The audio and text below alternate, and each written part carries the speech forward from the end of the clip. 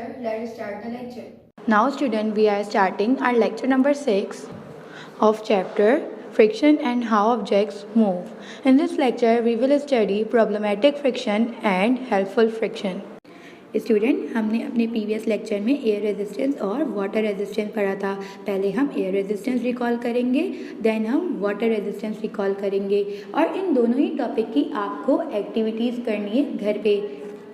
Student, अगर हम air resistance की बात करें तो एयर रेजिस्टेंस एक फ्रिक्शन है जो बॉडी की स्पीड को स्लो कर सकता है। जो हेल्पफुल किसके लिए था स्टूडेंट?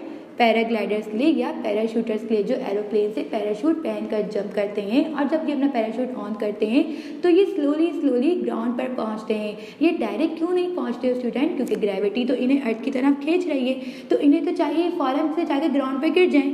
नहीं, ऐसा नहीं होता। क्यों? क्योंकि यहाँ पर दूसरी फोर्स भी मौजूद है जिसे हमने क्या कहा है? एयर रेजिस्टेंस, जिसकी वजह से इनकी स्पीड स्लो है और ये एयर रेजिस्टेंस की वजह से ये आसानी से ग्राउंड पर स्लोली पहुँच जाते हैं। अब आपको भी घर पर एक पैराशूट बनाना है, ये आपकी होम एक्टिविटी है। अब ये पैराशूट आप कैसे बनाएंगे स्टूडेंट? आपको एक हैंकरचीफ लेना है, स्ट्रिंग्स लेने हैं और एक टॉय सोल्जर लेना है। इन सब से आपको एक पैराशूट बनाना है। देन आप जब इस टॉय सोल्जर को नीचे की तरफ ड्रॉप करेंगे, किसी भी हाइट से ड्रॉप कर सकते हैं आप, तो ये स्लोली जाकर ग्राउंड पर पहुंचेगा। क्यों? एयर रेजिस्टेंस की वजह से। सो स्टूडेंट, आपको ये एक्टिविटी अपने घर पर परफॉर्म करनी है और ये पैराशूट आप कहाँ लगाएंगे, कहाँ अटैच करेंगे? अपनी वर्कबुक में पेज नंबर 87 पर, जहाँ ब्लैंक पेज दिया गया है और इसके टॉप पे क्या लिखा हुआ है? नोट्स लिखा हुआ है। स्टूडेंट, अब हम वाटर रेजिस्टेंस रिकॉल करेंगे। वाटर रेजिस्टेंस भी एयर रेजिस्टेंस की तरह एक फ्रिक्शन है, लेकिन ये एयर रेजिस्टेंस से बड़ी होती है। देन स्टूडेंट, आपको इसकी भी एक्टिविटी घर पे परफॉर्म करनी है। इस एक्टिविटी में आपको क्या करना है स्टूडेंट? आपको क्ले के डिफरेंट ऑब्जेक्ट्स बनाने हैं। एक ऑब्जेक्ट आप क्यूब शेप का बना लें, एक रेक्टेंगल, एक स्फीयर और दूसरा आप स्ट्रीमलाइन शेप का बना लें। देन स्टूडेंट, आपको एक कंटेनर में ऑयल लेना है। आप कोई सा भी ऑयल ले सकते हैं। देन आप 1 बाय 1 उन ऑब्जेक्ट्स को ऑयल में ड्रॉप करेंगे और एक स्टॉप वॉच से उसका टाइम कैलकुलेट करेंगे कि कितनी देर में ये ऑब्जेक्ट जाकर सरफेस से टच होगा। देन इन सब का आप टाइम कैलकुलेट करेंगे और इनकी स्नैप लेंगे।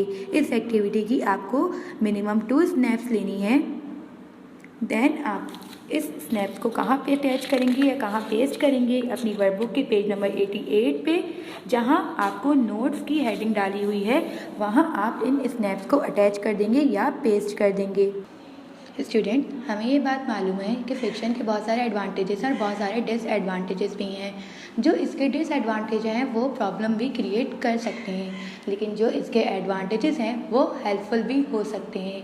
फॉर एग्जाम्पल, अगर हम एयर रेजिस्टेंस को पढ़ें, जैसे कि हमने पढ़ा था कि एयर रेजिस्टेंस साइक्लिस्ट के लिए बेनिफिशियल नहीं है, लेकिन पैराग्लाइडर्स के लिए बेनिफिशियल है।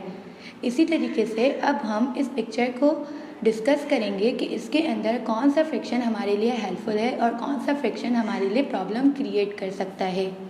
पहले हम प्रॉब्लमेटिक फ्रिक्शन पढ़ेंगे कि फ्रिक्शन से क्या क्या प्रॉब्लम्स क्रिएट हो सकती हैं। आप इस पिक्चर को देखिए, आपको एक साइक्लिस्ट दिखाई गई है स्टूडेंट। अब इसमें से हमें प्रॉब्लमेटिक फ्रिक्शन ढूंढने हैं कि इस साइक्लिस्ट को इस फ्रिक्शन की वजह से क्या क्या प्रॉब्लम्स हो सकती हैं।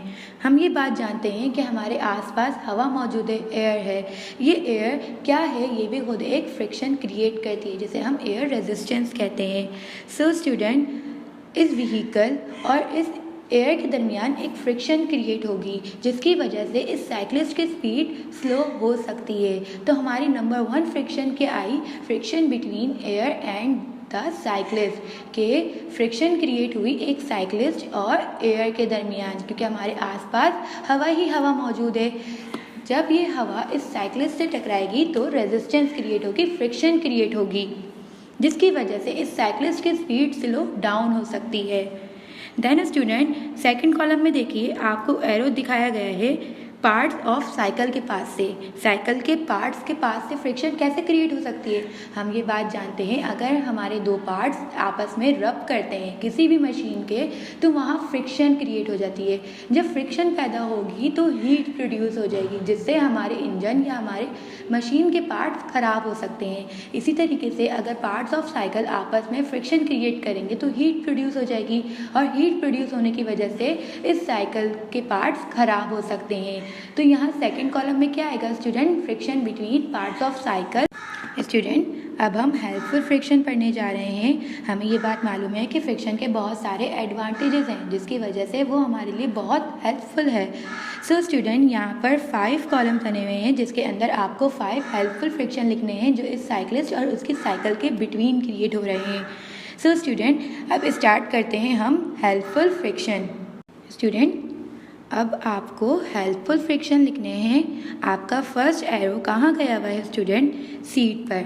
आपको ये बात मालूम है कि जब आप बैठे हुए हैं तो ये भी फ्रिक्शन की वजह से, अगर आप खड़े हुए हैं तो ये भी फ्रिक्शन की वजह से, अगर व्हीकल्स ब्रेक लगाकर रुक जाती हैं तो ये भी फ्रिक्शन की वजह से, अगर आप खुद भागते भागते रुक जाते हो तो ये भी फ्रिक्शन की वजह से है। तो ये साइकिलिस्ट अगर सीट पे बैठी हुई है तो ये भी फ्रिक्शन की वजह से। तो फ्रिक्शन कहाँ क्रिएट हो रही है स्टूडेंट, इस साइकिलिस्ट और इस सीट के बिटवीन, मतलब friction between cyclist and her seat. अब आप सेकंड एरो के पास आइए, जिसका एरो कहाँ गया है स्टूडेंट, हैंडल की तरफ। आपको ये प्रीवियस लेक्चर में बताया गया था कि अगर आप कोई चीज़ होल्ड किए हुए हैं, पकड़े हुए हैं, तो ये भी फ्रिक्शन की वजह से। आप पेंसिल से लिखते हो तो कैसे लिख लेते हो, फ्रिक्शन की वजह से। इसी तरीके से अगर ये साइकिलिस्ट हैंडल पे ग्रिप बनाया हुआ है, पकड़ा हुआ है, तो ये भी फ्रिक्शन की वजह से। तो फ्रिक्शन कहाँ क्रिएट हो रही है student, friction between handle and cyclist hand, के फ्रिक्शन क्रिएट हुई है इस साइकिल के हैंडल और इस साइकिलिस्ट के हैंड के दरमियान। स्टूडेंट, अगर आप अब थर्ड एरो देखें तो ये पैडल की तरफ गया हुआ है, और आप अगर इस पिक्चर को गौर से देखें तो ये साइकिलिस्ट अपना शू इस पैडल के ऊपर रखा हुआ है, जिसको मूव करने की वजह से ये अपनी साइकिल को भी मूव करवा पा रहा है। अगर इसको पैडल पे पाँव रखना है तो यहाँ कौन सी चीज़ मौजूद होनी चाहिए स्टूडेंट, फ्रिक्शन, जिसकी वजह से इसका शू आराम से पैडल पर रह सकता है। तो फ्रिक्शन अब कहाँ क्रिएट हुई स्टूडेंट, फ्रिक्शन अब शू और पैडल के बिटवीन क्रिएट हुई है, मतलब friction between shoe and pedal. अब आप फोर्थ एरो के पास आइए स्टूडेंट, जो इसके व्हील और ब्रेक के पास गया हुआ है। स्टूडेंट, अगर अब साइकिलिस्ट को रुकना है तो ये ब्रेक लगाएगा। जब ये ब्रेक लगाएगा तो ये साइकिल रुक जाएगी, लेकिन ये साइकिल क्यों रुकेगी, क्योंकि फ्रिक्शन क्रिएट हो गई। और फ्रिक्शन कहाँ क्रिएट हुई है, ब्रेक और व्हील के दरमियान, कि जब इसने ब्रेक लगाया तो व्हील स्टॉप हो गया, मतलब फ्रिक्शन क्रिएट हो गई, जिसकी वजह से साइकिलिस्ट या साइकिल रुक गई। तो फ्रिक्शन कहाँ क्रिएट होगी student, friction between brake and wheel.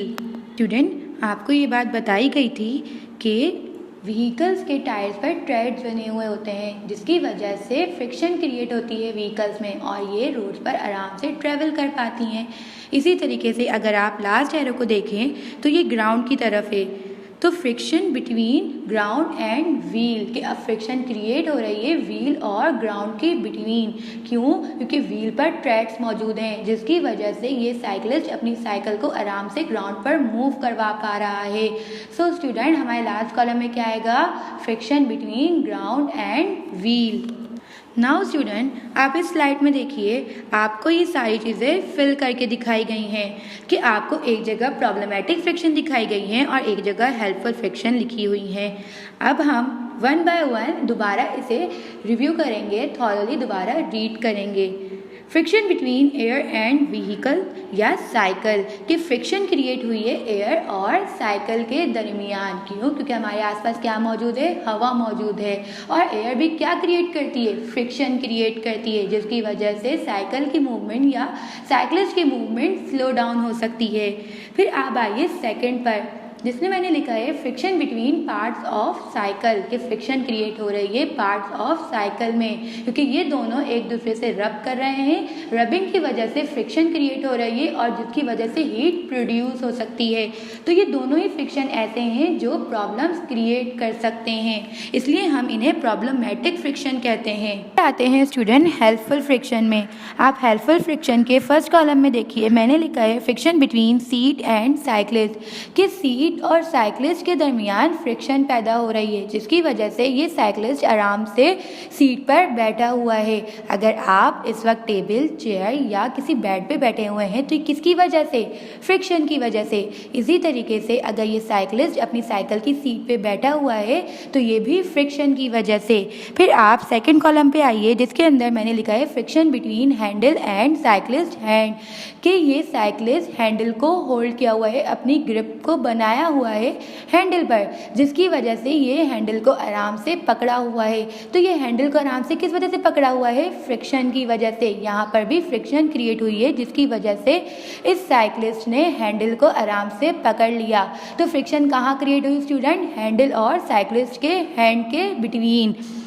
Then आप आइए थर्ड में, जिसके अंदर मैंने लिखा है friction between shoe and pedal, कि अब फ्रिक्शन क्रिएट हुई है साइक्लिस्ट के शू और उस साइकिल के पैडल के बिटवीन, जिसकी वजह से इसका शू इस पैडल पे रखा हुआ है और ये साइकिल को आराम से मूव करवा पा रहा है। देन आप आइए फोर्थ कॉलम पे, जिसके अंदर मैंने लिखा है friction between brake and wheel. जब इस साइक्लिस्ट को अपनी साइकिल को रोकना होगा तो ये ब्रेक लगाएगा, जिसकी वजह से व्हील को भी स्टॉप होना होगा। व्हील स्टॉप होंगे जभी तो साइकिल रुकेगी।